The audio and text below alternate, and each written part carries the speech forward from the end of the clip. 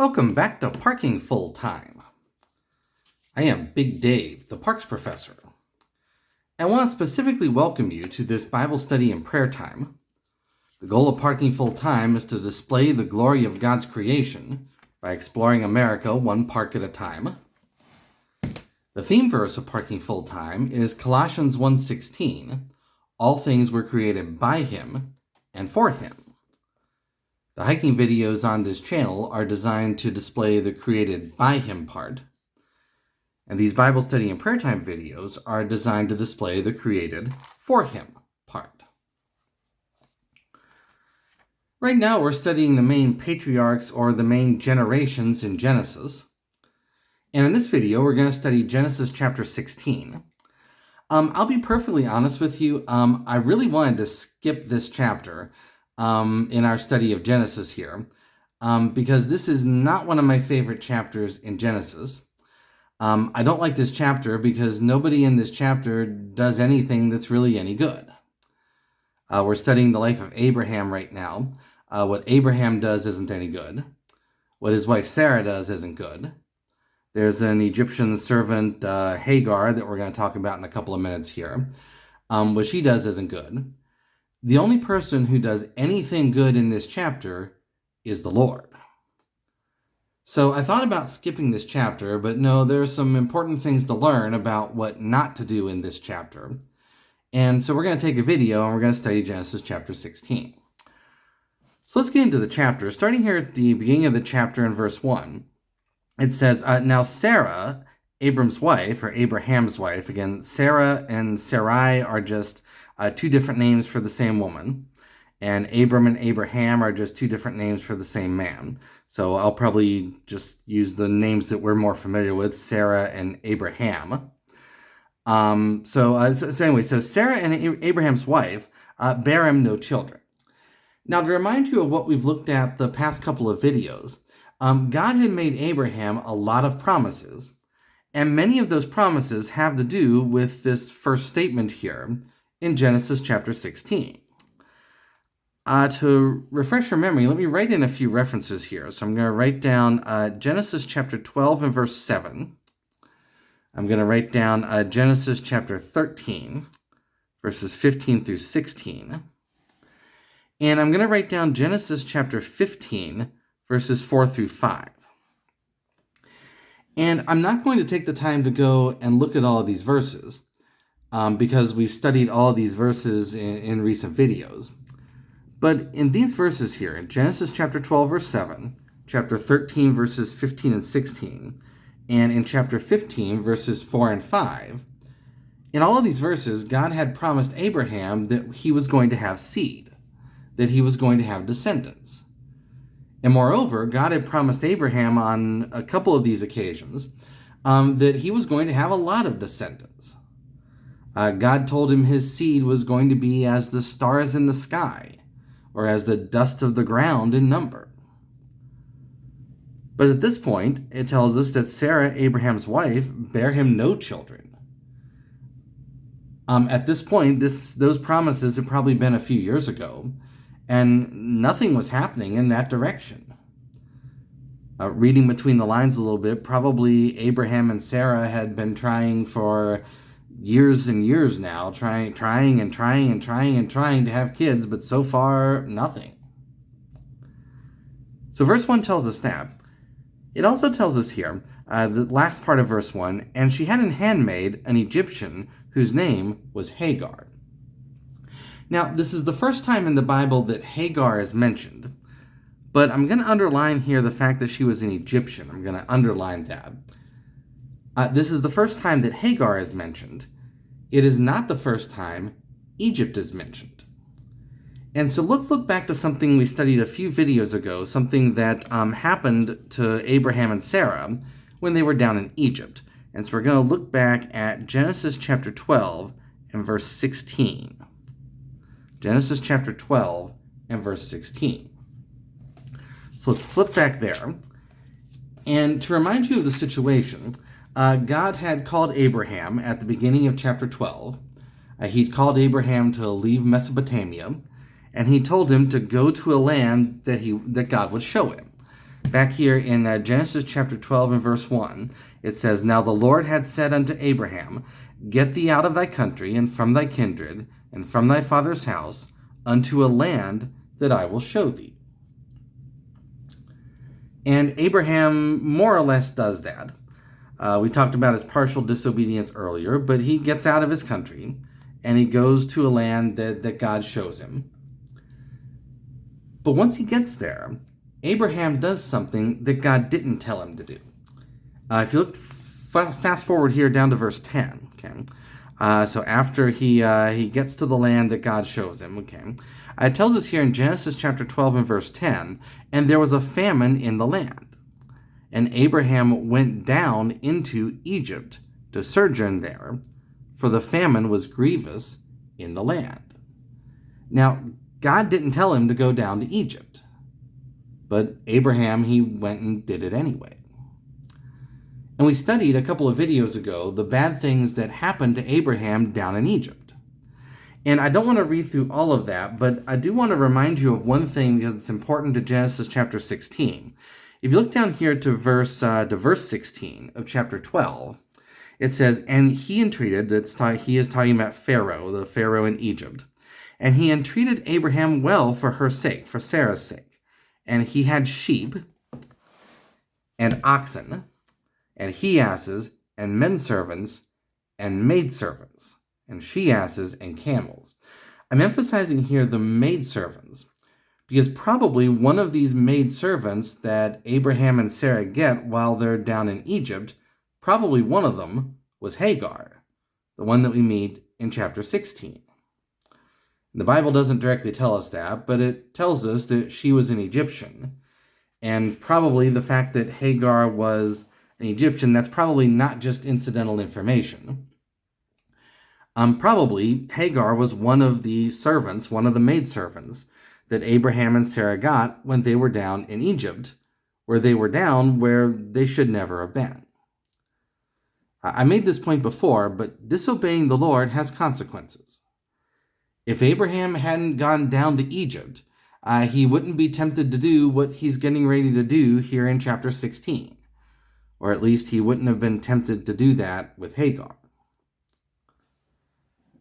So that's the background. Now, back in chapter 16, Abraham and Sarah decide to take some action. Sarah didn't have any kids, and therefore Abraham didn't have any seed, so they decide to take some action.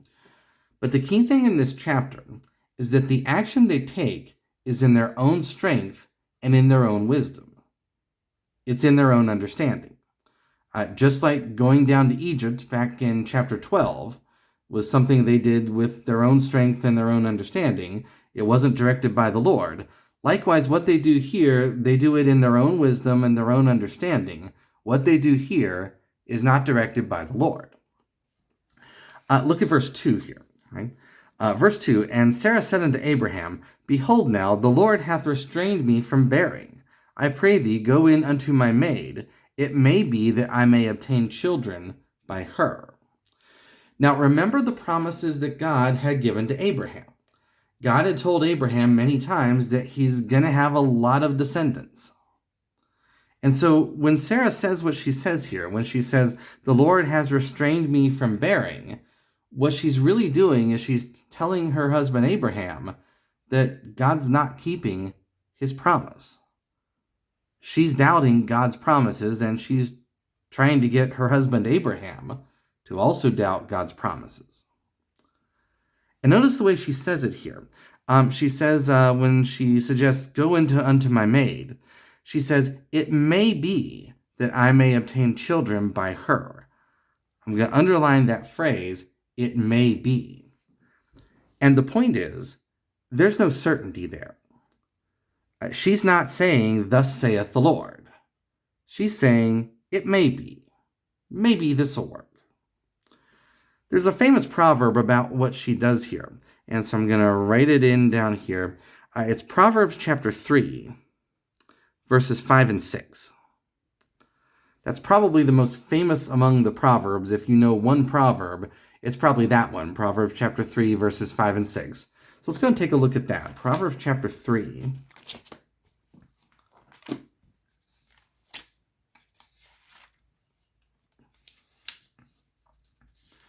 Made it to chapter 2.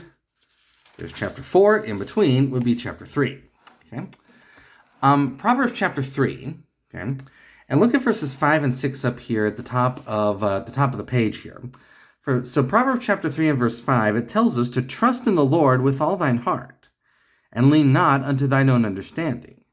In all thy ways acknowledge him, and he shall direct thy paths. That's a promise there. If you acknowledge him in all your ways, he will direct your paths. You see, Sarah's saying, God's not keeping his promise to give you seed, so maybe we can do it ourselves through Hagar. What she's doing is she's leaning on her own understanding. And she shouldn't have done that. She should have trusted in the Lord. She should have acknowledged the Lord.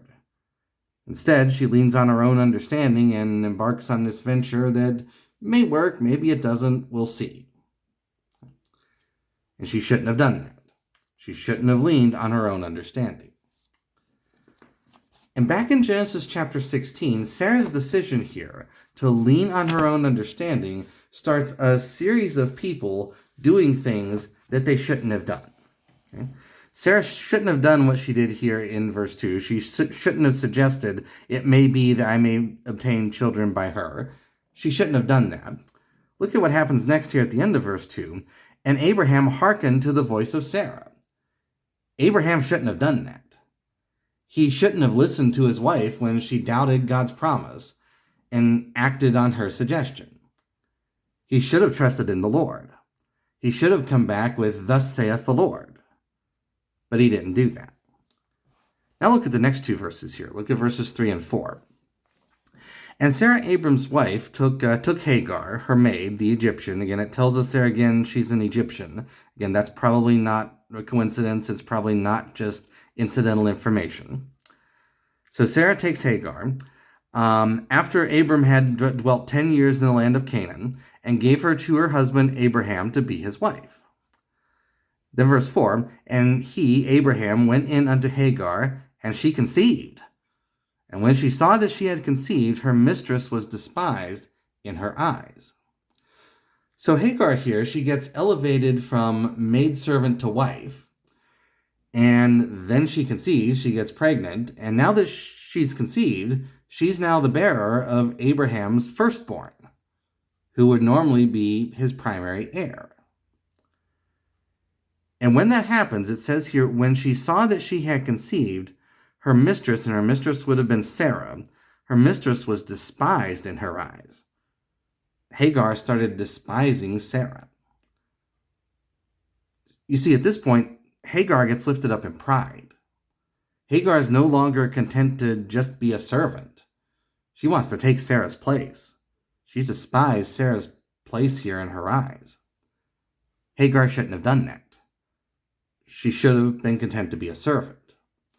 There's another proverb that talks about the problems caused in this situation. I'll write it down. I'm not going to turn to it, but it's Proverbs chapter 30, verses 21 through 23. And I'm going to write that down there, but again, I'm not going to take the time to turn to it. But Sarah shouldn't have done this. She shouldn't have gotten lifted up in pride. She shouldn't have gone and tried to take Sarah's place. So now we start to see the fallout from that. Look down at verse 5. And Sarah said unto Abraham, my wrong be upon thee. The mistake I've made, it's your fault, Abraham, is what she's really saying there. I have given my maid unto thy bosom, and when she saw that she had conceived, I was despised in her eyes. The Lord judge between me and thee. You see, Sarah blames Abraham for the situation they were in, even though it was Sarah's idea to take this course of action to begin with. Sarah shouldn't have done that. And then continuing the line of things that people shouldn't have done, look at verse 6 here. But Abraham said unto Sarah, behold, thy maid is in thy hand, do to her as it pleaseth thee. Now remember back in verse 3, Abraham had taken Sarah to be his wife. That happens, tells us here, and Sarah gave Hagar to her husband, Abraham, to be his wife. Now he gives Hagar back to Sarah. and tell Sarah, do whatever you want to with her. Okay? Do to her as it pleaseth thee. He shouldn't have done that. He shouldn't have treated Hagar that way. And what did it please Sarah to do to Hagar? Well, that's the rest of this verse, the end of verse 6 here. And when Sarah dealt hardly with her, she fled from her face. Hagar fled from Sarah's face. Today, we'd probably say that Sarah abused her, probably abused her out of envy. Hagar had quickly succeeded in getting pregnant, whereas Sarah had tried again and again for many years and failed. And Sarah shouldn't have done that. She shouldn't have acted out of envy. She shouldn't have treated her that way. And maybe at this point, you start to see why I really don't like this chapter. None of these actions that any of these people do here are any good. And then look at the next couple of verses. Look at verses 7 and 8 here. Verse 7, and the angel of the Lord found Hagar, by a fountain of water in the wilderness, by the fountain in the way to Shur. And he said, Hagar, Sarah's maid, whence camest thou? And whither wilt thou go? Where did you come from, and where are you going? And she said, I flee from the face of my mistress, Sarah. Now notice here in verse 8, the angel of the Lord asks Hagar 2 questions. But Hagar only answers the first one. He asked Hagar, whence comest thou? Where did you come from? And she truthfully answers that question. Hagar answers, I flee from the face of my mistress Sarah. So she truthfully answers the first question, but she didn't answer the second question. The second question is, where will you go? And she didn't answer that question. Reading between the lines a little bit here, probably she didn't know where she was going to go. Probably she didn't have any place to go. And all Hagar's thinking about is running away from her problem. In her mind, being anywhere else is better than serving under Sarah. I've experienced these kind of situations in my life. And I've seen in my life, when I'm faced with a seemingly insurmountable problem like Hagar is here, my first instinct is the same as Hagar's. Run. Get out of there. Get to anywhere else. Any place else is better than where I'm currently at. And that's especially true for someone like me who really hates conflict. I would really hate to be in the situation that Hagar's in here. And there are times when you have to do that. But I'll counsel you from experience and also from Hagar's experience here that running away should never be your first option. I've learned from experience that wherever I run to, it usually isn't any better than where I'm running from. Usually it just has a different set of problems. And sometimes that set of problems I end up running to ends up being worse than whatever set of problems I was trying to run from. So Hagar shouldn't have done what she did here. She shouldn't have run away like that. And the angel of the Lord tells her that here. Look at the next couple of verses. Verse 9. It says, and the angel of the Lord said unto her, return to thy mistress, go back to Sarah, and submit thyself under her hands. Go back to Sarah and go back to being a mistress. And the angel of the Lord, or go back to being a maidservant, is what she tells her there. Verse 10, and the angel of the Lord said unto her, I will multiply thy seed exceedingly, that it shall not be numbered for multitude. The promise that the angel of the Lord gives Hagar here, that's a very comforting promise. And it's very similar to the promise that he gave to Abraham. Then he tells her some more details. Look at verses 11 and 12. And the angel of the Lord said unto her, behold, thou art with child, and shalt bear a son, and shalt call his name Ishmael, because the Lord hath heard thy affliction. And he will be a wild man. His hand will be against every man, and every man's hand against him. And he shall dwell in the presence of all his brethren. He tells Hagar that your son is going to have a lot of conflict. And as you read the rest of the Bible, that's exactly what happens. And in fact, the conflicts that are rooted here, they continue today. The Arab-Israeli conflict is a conflict that's known worldwide. That conflict has its roots right here. And all of these things that the people in this chapter did that they shouldn't have done, it still affects us today. We still live with that conflict today. Finally, at the end of the chapter, there's a little bit of good that happens here at the end of the chapter. Look at verse 13. And she called the name of the Lord that spake unto her, Thou God seest me. For she said, Have I also here looked after him that seeth me? Wherefore the well was called Beer Lahai Roi. Behold, it is between Kadesh and Bered.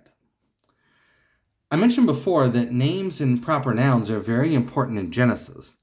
And this name of the well, the word beer, by the way, is just the Hebrew word for well. The name of this well where she talks to the angel of the Lord and where she gets this great promise from the angel of the Lord, she calls it Beer Lahai Roi. And that name, Beer Lahai Roi, it means the well of the living one who sees me. The well of the living one who sees me. That's a lot of words. I don't have room to write them all in here. But it's contained in a little phrase back up in verse 13, and I'll underline this phrase. Right? The phrase she uses here, she called the name of the Lord that spake unto her, Thou God, and it starts here at the bottom of this page and keeps going up to the top of the next page. So, Thou God, here at the bottom of this page. And then at the top of the next page, Thou God seest me. Thou God seest me. That's really the point of this name here, Beer Lahai Roi. And you have to remember, Hagar, she's a little Egyptian servant girl. Abraham had used her and abused her. Sarah had used her and abused her. She's out in the wilderness running away by herself, not really knowing where she's running to. Nobody seems to care about her, but God did. God saw her. God cared about her. He cared enough about her to stop her from running away, to stop her from doing the wrong thing, to talk to her and give her some promises that do eventually come true. You see, we all end up in situations sometimes where we think that nobody cares about us. You may be there now. You may think nobody cares about you. But God cares about you. And probably some other people do as well. God cared about Hagar. He cares about you. So now Hagar goes back to Abraham and Sarah. So let's finish the chapter. Let's look at the last two verses here in the chapter. Verses 15 and 16. And Hagar bare Abraham a son. And Abraham called his son's name, which Hagar bare Ishmael, as God had said was going to happen. And Abraham was 86 years old, 86 years old, when Hagar bare Ishmael to Abraham. As a final thought here, most of chapter 16 is a disaster. We finally get a little bit of good things happen here because of the actions of the Lord at the end of chapter 16. But most of this chapter is a disaster. And why does this disaster happen? It happens because Abraham and Sarah tried to solve their problem with their own effort rather than trusting in the Lord. Back here in verse 2, Sarah says, It may be that I may obtain children by her. She doesn't say, Thus saith the Lord. She doesn't trust in the Lord's promises. And this chapter here, Genesis chapter 16, is written to show us what happens when we try to lean on our own understanding. It shows us what happens when we try to do something with our own effort and our own wisdom and our own understanding rather than trusting in what the Lord has done and what the Lord will do. And you see, trusting in the Lord, it starts with salvation. It starts with getting forgiveness for our sins. And the Bible tells us we've all sinned. We've all done things that God has told us not to do and failed to do things that God has told us to do. The Bible also tells us the penalty for that sin is death. Because we've sinned, we owe a death payment. And if we try to deal with our sin problem ourselves, it's going to be a Genesis 16 level disaster. We're going to die. We're going to die spiritually. But the good news is God's already taken care of our sin problem. He sent his son Jesus to live a sinless life and pay the death payment we owed when he died on the cross. And he's promised forgiveness of sins and everlasting life to whosoever believes in him. For God so loved the world that he gave his only begotten Son, that whosoever believeth in him shall not perish, but have everlasting life. And how do you have that everlasting life? What does it mean to believe in him? Well, it means to trust. You have to trust in his death payment, the death payment he paid for your sin, rather than trying to deal with your sin yourself. It means trusting in him, not in yourself.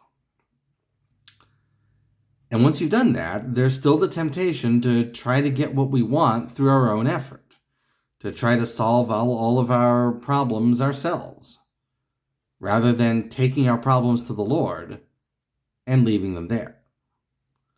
You see, taking your problem to the Lord, that's the easy part. Leaving it there, trusting in him to take care of that problem rather than leaning on your own understanding to take care of that problem, that's the hard part. That's the part that tests your faith. But taking your problem to the Lord and leaving it there, that's the right thing to do. And in many things, it's kind of all we can do. Because he's the only one who has enough strength and enough power to deal with that problem. A lot of these really big problems, if we try to deal with them ourselves, we're going to try and we're going to fail. Because we just don't have strength enough. We don't have power enough. We don't have stuff enough. He never fails. So the next time you have a big problem, do what Abraham and Sarah didn't do. Don't try to solve it with your own understanding. Take it to the Lord and leave it there.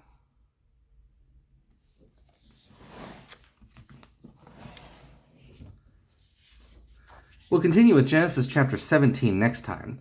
I'll close this video the way I close all of these videos, and that's with a brief look at my prayer list here. We're just starting out a new year here. And so some things I'm praying for at the start of this new year. I'm praying for our country and its leaders, including its newly elected leaders. I'm praying that they'll follow the Lord. That's very important. I'm praying that Christians will give the gospel.